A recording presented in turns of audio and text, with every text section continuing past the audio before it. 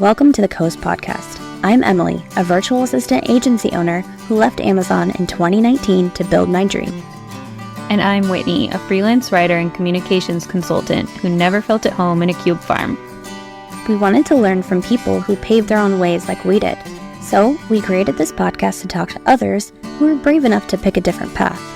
Creatives, entrepreneurs, people doing their careers and their lives their way.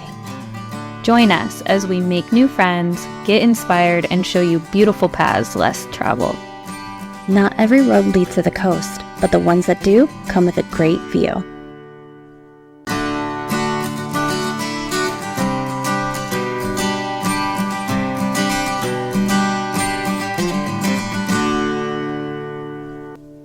Hello, everyone, and welcome back to The Coast. My name is Whitney Popa, and I own a communications consultancy in Edmonds, Washington. My name's Emily Given, and I own a virtual assistant agency in Lynnwood, Washington. And today we're talking to Colleen. Colleen Kachmann is a certified master life and recovery coach using cutting-edge strategies in nervous system regulation, growth mindset, positive psychology, and self-directed neuroplasticity to help women reconnect with a higher sense of power so they can feel passionate and powerful again. Colleen, thank you so much for being here today. Thank you for having me. Been looking forward to meeting you both. We have been looking forward to. We had like a technical difficulty and, we were scheduled a couple weeks ago, and we're so thankful to be talking to you today. Tell us more about what it means to be a certified master life and recovery coach.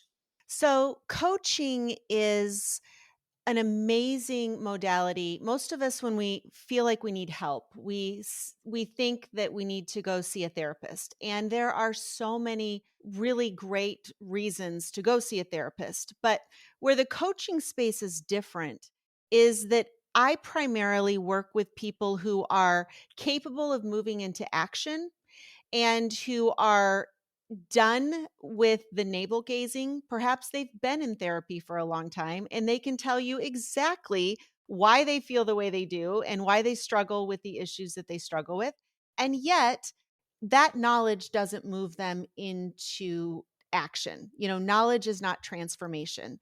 And so where I come in as a coach is helping people move through the change process by clearly identifying their goals. One of the ways I work with women is, as we'll talk about, over drinking and alcohol use disorder. And one of the big reframes that I help people with is to shift the goal from not drinking or, for God's sake, being sober, because that's not a goal that sounds fun or that anybody wants to do. And it's also an all or nothing goal. So you either hit it or you don't. And so you end up in this cycle that is driven by perfectionism, where you are telling yourself it has to be 100%. And if you don't hit the mark, then you have failed. And where I change that goal and change that perspective for women is I teach pursuing happiness, pursuing mental health is the path that you want to go on, because truly happy people don't drink themselves into a stupor. Sobriety is a natural side effect of happiness and mental health. And I don't mean sobriety as a lifestyle. I just look at sobriety as a form of self-care. The more sleep you get, the better. The more sobriety you get, the better you do. We all know the more you drink, the worse you feel. So as a coach, I help people reframe their problems so that the solution actually feels inviting. We all want to pursue happiness. Okay, what does that look like? And then the other thing I do as a coach is you hand me the goal. Like, I help you decide what it is that you want to get. Where's your point B? Where's your point A? And then I break down the action steps that you need to take so that there's a clear path in front of you, instead of this overwhelming idea, again, with alcohol, like, I need to get sober and change my entire life. Well, that's not something that feels fun to start, on a Wednesday afternoon, so then you procrastinate taking any actions because you think you have to have the perfect plan at the right time. Whereas a coach, if you want to start exercising, okay, go take a 5-minute walk and check that off the box and notice how good you feel. And then that begins to rewire your dopamine, because dopamine is based on experience. And you have to have an experience of what it is that you want before you can continue to pursue it. So breaking down goals into clear things you want to pursue, and then very specific small action steps that are low hanging fruit and easy to accomplish allows you to then begin to make progress and measure that progress instead of having all or nothing pass or fail tests that you feel like you have to start over for. So that's what I do as a coach. So that was a lot of information, but it was awesome. Like it all makes sense. And that's the small habits that you were talking about is something that we hear all the time. And it's rooted in truth, right? Typically, like what kind of clients do you work with and who comes to you for support?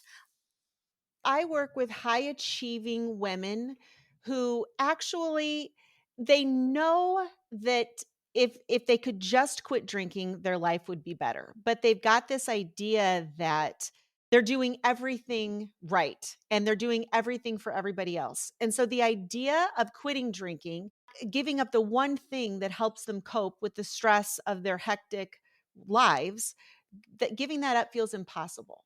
So I work with women who have the capacity to make a decision, such as I'm going to quit drinking for 10 days or 30 days.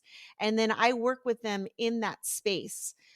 Obviously, I specialize with alcohol, and most of my clients come to me for that.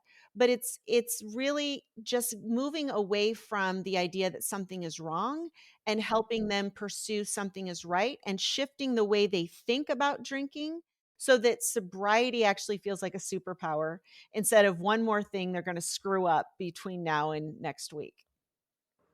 What's funny about that too is that's where I've been in my life for the past year or so. It just started to feel boring drinking, and I didn't like how I felt. A few things in my life changed where I started like really working out and getting my body not back, but body where I wanted to after having two kids and being done with having kids. And then I also started actually meditating in a way that worked for me. And both of those things spurred me into this feeling that alcohol just didn't serve me anymore. And it was this natural output, like you said, of I don't think if I had made a decision of like, you need to stop drinking, that it would have happened for me. It just, like you said, was this natural output. And I'm hearing that more and more, including the therapy thing of like, talk therapy is only 30% effective. One of my podcast gurus was saying. Yeah. So, what happened for you is a natural process of change. Our minds change on their own. We are naturally motivated to feel better. We do things. And what I would say, just from the age gap, is that my generation, I'm 50 years old. My generation, we were taught that there's an identity that goes with drinking. It means something about you when you drink, and it means something about you if you're not drinking. Whereas I know my children who are in their mid 20s, that stigma with either drinking or not drinking really isn't there. And that is why a lot of my women are actually more in the over 40 crowd, because they realized there was a drinking problem at some point, but didn't think that they could quit because that would be admitting that there's a problem. It's like a weird logic thought loop. And a lot of that has to do not with the individual mental health or even that person's ability to change. It's from all of the cultural beliefs that we grew up with, kind of like I think of alcohol as like cigarette smoking was in the 70s and 80s. Us young people, I grew up in the 80s, smoking wasn't considered healthy. But my parents' generation, they passed out cigarettes on the airplane. Like, what do you mean it's not healthy? That's so So I terrible. think alcohol is, they did. Doctors smoked and recommended brands, so I think alcohol is just the next phase of the elephant in the room, that there's a social drug that's being pushed on everybody. And your generation, my kids' generation, is much more immune to it. then so that's why so much of my women, they're over 40, over 50, over 70, and it's just reprogramming their mindset to realize that no, saying no to a glass of wine is not admitting you're an alcoholic. It means I'd like to sleep well tonight and I take good care of my body. No, and then you wake up in the middle of the night with like a pounding headache and you need to chug like a huge thing of water and or pickle juice or whatever. Like it's no, I have been more recently exploring the not drinking. I'm not even not drinking it. Saying no to drinking less or saying no more, I guess. Like or just Saying choosing yes to choosing yourself. yeah, choosing a different alternative. I found like some ashwagandha seltzers that I really like and like, things like that. But overall it is the feeling good and the not feeling bad that keeps me, in that pattern. And yeah, it's really interesting. So, what made you get into this? So I was a health coach prior to my decision to put down the drink. And I was a heavy daily drinker for almost 20 years. I was very high functioning. I raised 7 kids and did all the things. Nobody with a drinking problem is teaching hot power yoga at 8 a.m., keeping up with women half our age, and then doing all the driving and doing all the things and volunteering and seeing clients. So I was a health coach and my specialty was gut health. And it's so funny because I have a master's in applied nutrition and I had no idea about what alcohol does to your body, to your brain, to your mental health, to your hormones. I had no idea. So here I am thinking I'm an amazing health coach because, well, if you're going to have a cocktail, just no sugar in it and make sure you use vodka, not whiskey, because clear liquid is better. I mean, these are the things that I was doing. I was a good coach and I primarily worked with vegan, plant-based foods, sauerkraut and fermented foods. So I was already a coach when I made the decision to admit that my approach to drinking was not working for me. And so when I went into that, there's some recovery there for anybody who has struggled with daily drinking or binge drinking. You're in a dopamine deficit. It takes time for your brain chemistry to come back online. And so for myself, my gift, part of my recovery was I enrolled myself in a postgraduate addiction and recovery coaching because that would just be a nice addendum onto my master's in coaching. And so I just did that with no plans to become a coach. But then as COVID happened, and especially women my age were trying to drink through it, it became a field that I feel is now my purpose and passion in life to show women, to show the version of myself 5 years ago that it's okay to raise your hand and say, I need some help with this because what should feel easy and obvious isn't, and I need help redefining the problem and taking the action steps to move myself to where I want to be. The biggest barrier to entry, quite frankly, is the cost because people can get therapy if they have insurance. And coaching, nobody's paying for wellness. Nobody gets paid when you don't have a problem anymore. So and one of the benefits to coaching is it is so fast acting. Like my program is 12 weeks long and it's a completely immersive, almost similar to what people would get with an outpatient therapy. But for the most part, our goal is to move from point A to point B and for you to have the tools to then repeat that process in other areas of your life. So I teach you how to coach yourself so that then you would only need to check in. I have long-term clients that check in once a month or once every 6 months, or, they get in the weeds in their life and they're like, I need a session, but it's not an ongoing every week or process once you move through the change process of whatever you're trying to accomplish. And there are amazing therapists out there, but I just interviewed one yesterday who on my podcast was sharing that she just picked up this new skill and it's called therapeutic mindfulness. And it's an amazing skill. that I already do. Like it's basically what you said about going into your body and not I think therapy can be very heavy on understanding your feelings. That doesn't process your feelings. That just, cognitively understanding why you feel the way you feel does not change the way you feel. And with It's coach way different. yeah, and so with coaching, it's a lot of coaches are primarily mindset. I blend nervous system regulation with the growth mindset as well as self-directed neuroplasticity, which I think is kind of the bridge between the body and the brain. It's like using your story to get your dopamine to fire when you want it to, instead of constantly pursuing goals that you should pursue, but actually training your brain how to respond with dopamine when you think about it, when you talk about it. And there are very specific tools you can use to retrain your dopamine to fire as well. And that to me is the bridge between the mind and the body. But I also teach, the mindfulness of going into the energy and the sensation of the emotion. You don't have to understand it to stop judging it, to actually feel it and allow for it, to no longer allow it to control your behavior, but just allow that part of yourself. I do a lot of parts work and shadow work. So it's amazing to me that as a therapist, this gal was saying that this is brand new and none of her colleagues are doing it. And I just want to be like, well, what are you doing in therapy if you're not giving people the tools to go walk around and change the way they interact with life? I wonder too, like for me, I noticed that I still, after reading The Body Keeps the Score and knowing and being in situations too where I felt my nervous system out of alignment, I was realizing this therapy and holding things on of like fights that I had with my husband and then talking to my therapist about it.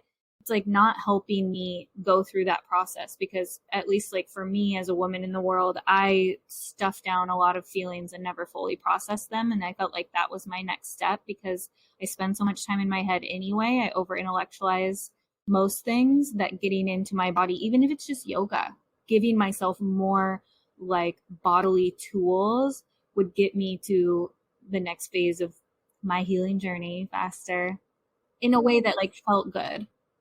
Yeah, somatic movement and moving the stuck energy out of your body is very, very powerful. But the research on trauma, Paul Conti wrote a book and is kind of one of the leading speakers and scientists in the trauma field.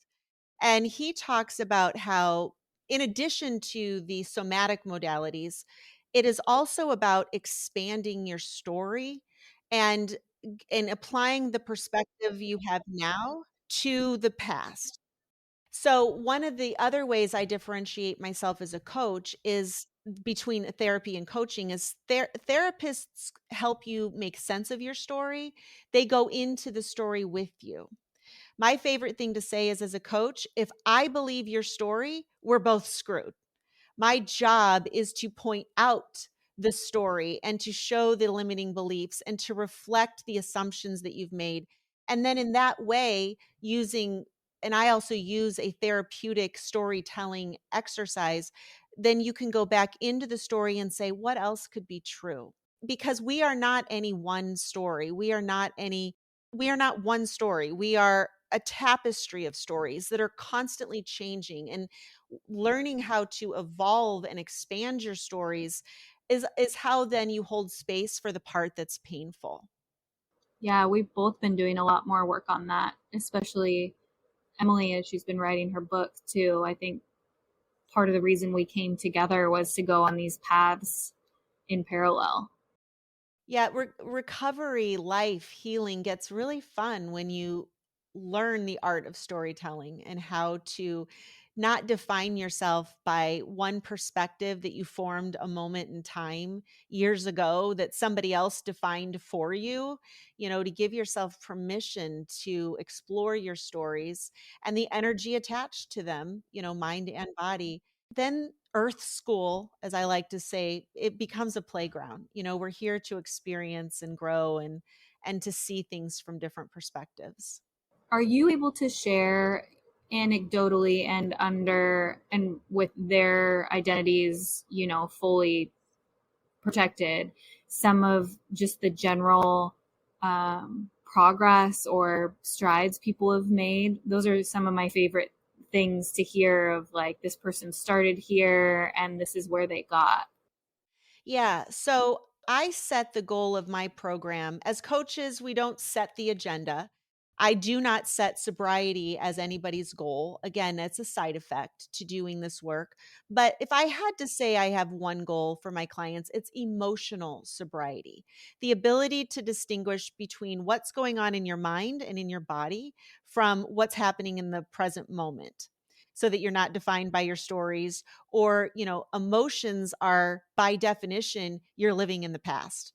These are lessons and things, stories you've internalized that are now you're projecting into the situation. So I teach people how to get emotionally sober, and I primarily market to women who have been drinking. So that's the thing. But the progress I see with women is they move from, if you've ever known somebody with alcohol use disorder, it brings you to your knees. It is the most vulnerable time of life.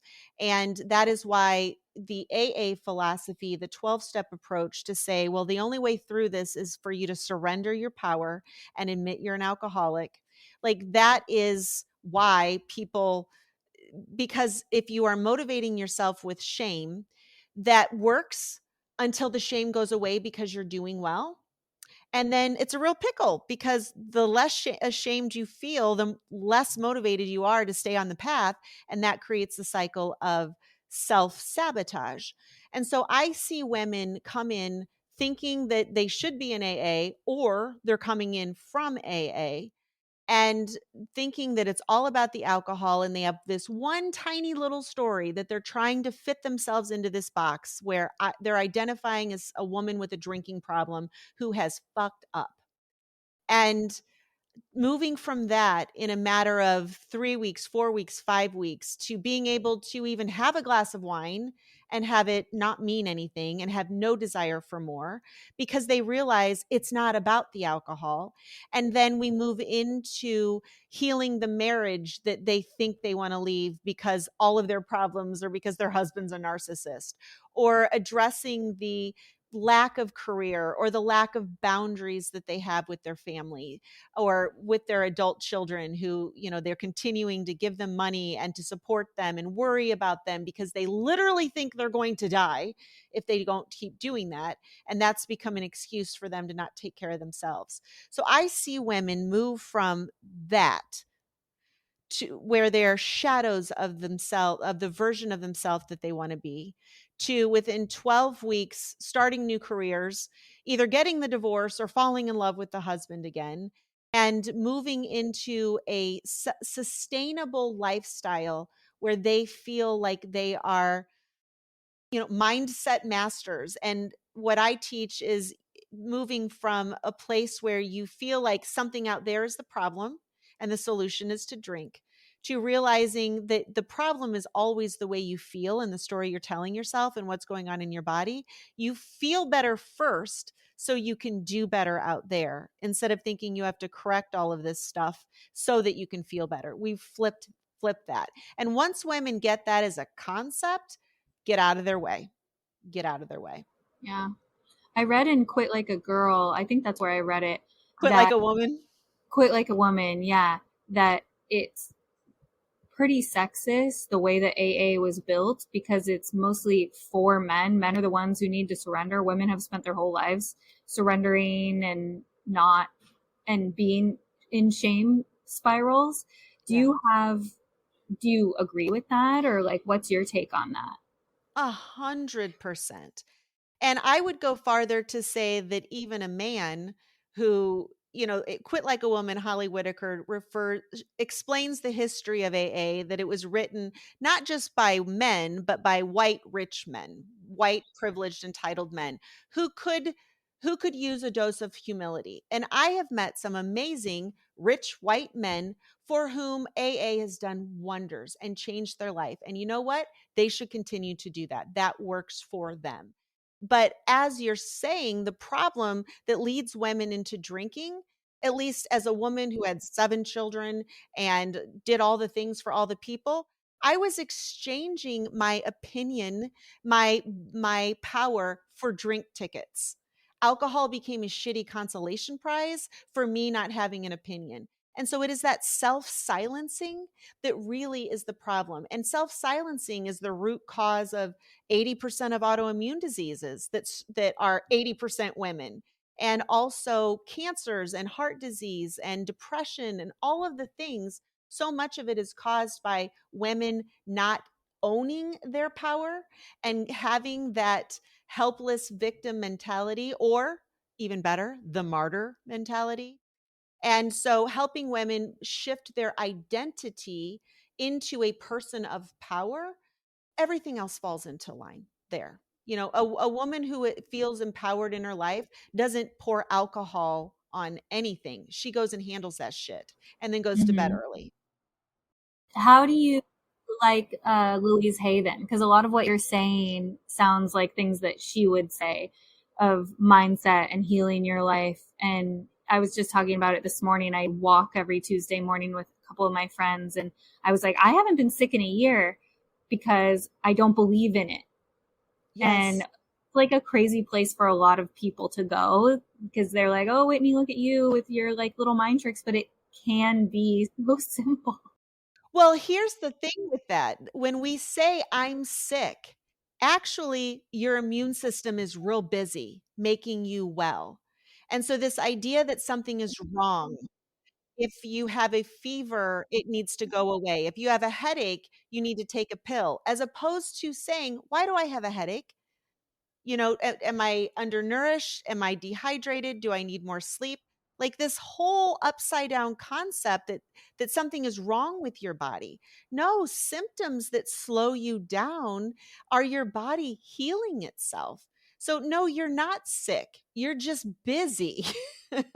You're busy getting returning to a state of wellness, and your symptoms are there to slow you down so that your body can heal. And that's the Yeah. big paradigm shift that people don't get. People get so annoyed with me because I'm always like, we're on the path to healing. If you keep that in your head at all times versus I'm sick, everything's so awful, you really do bring to you what you believe and the stories that you tell yourself. Yeah. Yeah, I haven't been sick either. There are times when I don't work because I need to sleep or rest because my body is saying we need to take a break. But yeah, I don't ever call myself sick either. I like that. I need to make that shift. Yeah. Get out of your body's way and let it heal. Quit pouring medications and toxic food and beating the whip of 12, 15-hour work days. It's just what we do to our bodies and then blame our bodies and say something is wrong when, bless their hearts, we're just trying to keep up with the crazy brain. It's what we're trying to do. Yeah, they're amazing. Our little reptile brains. I'm always talking mine away. And my next step, and I don't know if you do work on this too, is working a lot in the subconscious and activating that to push myself further faster in the ways that I want to move, and like kind of blowing past some of these stories. And a lot of that comes through, at least in my experience, like repetition, affirmations. I want to do biofeedback. Oh, biofeedback and binaural beats and subconscious reprogramming. Yes, I do a lot of that. To me, it's all subconscious reprogramming. I just don't really lead with that at parties, but understanding that you can't outperform your identity. And so the answer to every single problem, you can't, the state of consciousness that sees this as a problem cannot solve the problem. So for you, you've healed your subconscious just as you don't identify as someone who gets sick. So you're going to reframe the symptoms of what you're going through as a healing process, as opposed to some sort of failure on your body's part. And so, yeah, it's very much subconscious reprogramming and rewiring. And yeah, I love all of those modalities. I can't get enough of all of it. The biggest pathway into the subconscious is language. That's why I like neuro linguistic programming, because your body believes what your brain tells your body. And I don't think we take the power of what we say strong enough. But when our bodies don't know what's real and what's not real, they're just listening to the brain. And so when you're describing, oh, I'm screwed and this is never going to work and nothing ever goes my way, I don't go so far as to say you're manifesting that in the 3D world, but you sure as heck are manifesting that in your filter of what you can see and pay attention to. And so, consciousness is not anything more than your ability to focus on what it is you want to see, and focusing on your progress, focusing on what feels good begets more of the same, because that's where your focus is. So, that's subconscious reprogramming as well. I start every morning with an Abraham Hicks rampage just to get that all of those messages reinforced all the time. I don't watch the news. I stay in positive mindset work at all times so that I start my day. I don't know what people should do or whatever, but the way that I let my mind be a little bit wild while I'm listening to those videos and just letting them impact me, and then I meditate, as opposed to starting there because my brain's a little too busy. So I give it that time to be reinforced by those messages, and then I spend time meditating, and that's what works for me. And I find that it's just made my life so much better. Like, even my husband, when I hear him repeating things that don't serve him, I call him out on it kindly, and I kind of step back and notice the things that come out of his mouth, the things that come out of my mouth. And through osmosis, I've been hearing him reframe in the moment too. Even just this past week, things felt like they weren't going my way. So I was like, okay, how can I reprogram this in my brain and in my outward experience by just filling it with more joy? Like, how do I get there? And it's been really cool. Yeah. Choosing how you want to feel first, and then I look at emotions like outfits. Like, don't show up to the party wearing glum and dumb. You have to find that gratitude, find that joy, find that power. Then you look at the circumstances. How would a powerful person see this situation versus a helpless martyr, weak, broken person? Everything looks different. And so what you just described is probably the number one strategy for $1 million success or achieving anything you want, is choosing the state of mind that you are entering your day with is going to get you so much farther in life than waking up and just responding to everything you think and or see. And, oh God, the news.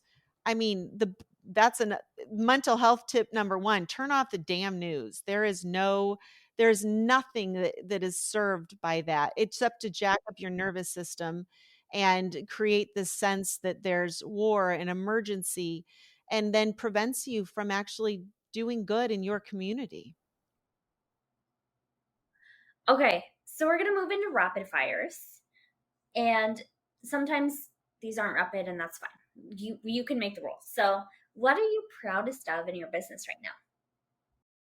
I am proud that I am still in business, and that consistency and fortitude and resilient. I have had such big things happen. Like, I got hacked and kicked off of Facebook. So then I go to email marketing and I have 100% spam rate.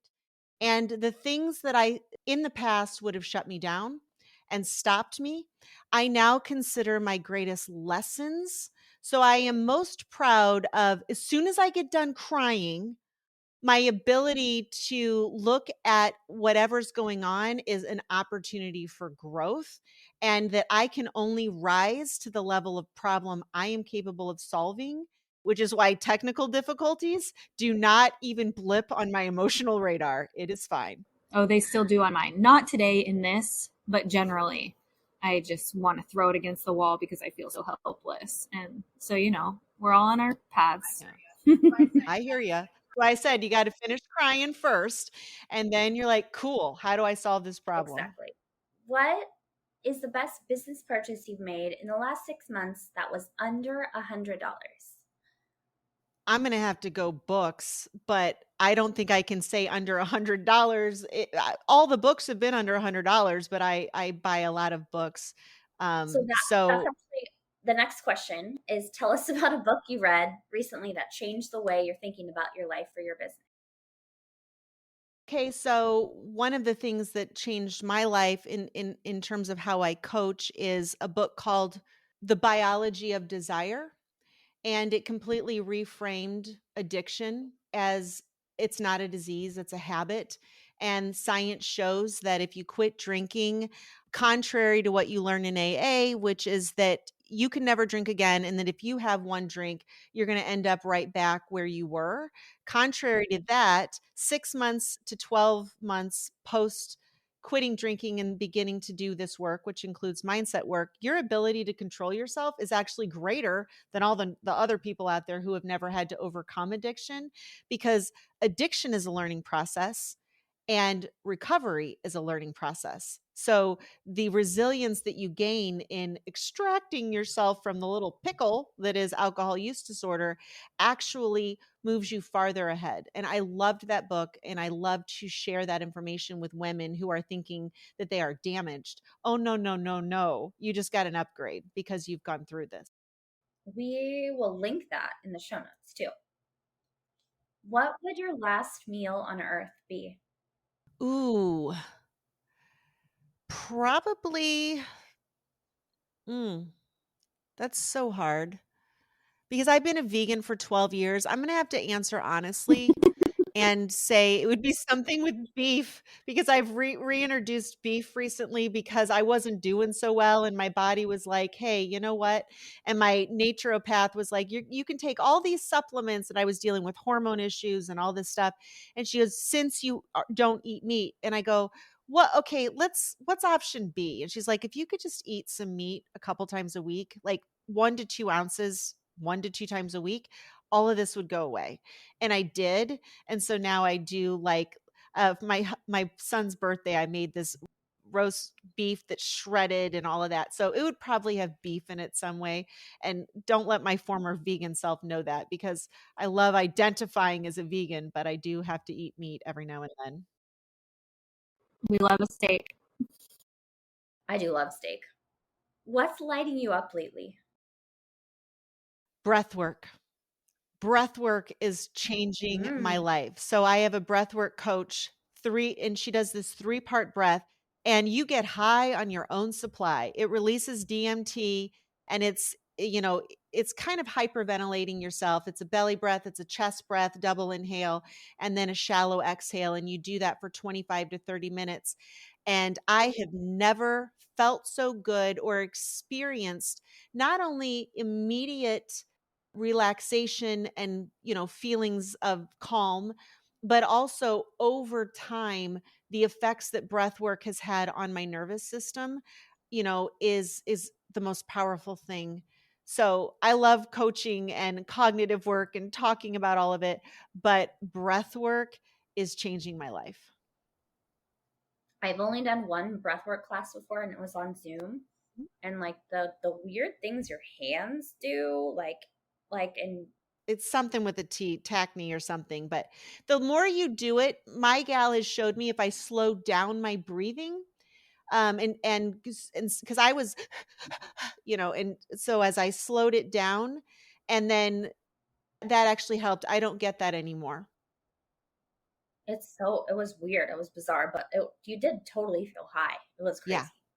Yeah. I definitely want to do one in person sometime. And even just generally, I've heard that women don't breathe as deeply as men do. Yeah. Yeah.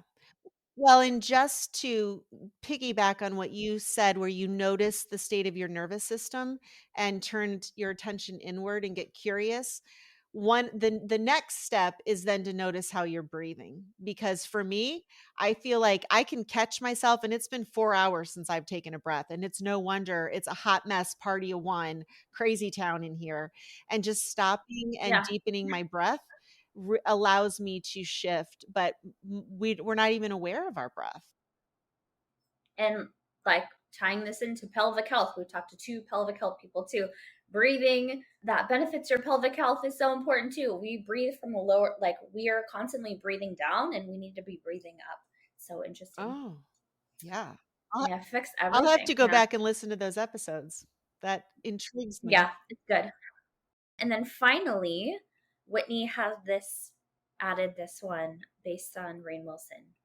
What is one life experience everyone should have?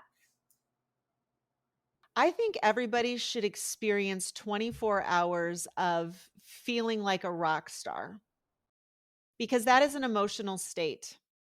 And I used to, like, I sang, I was a vocal performance major in college. I literally mean rock star, like standing on stage singing.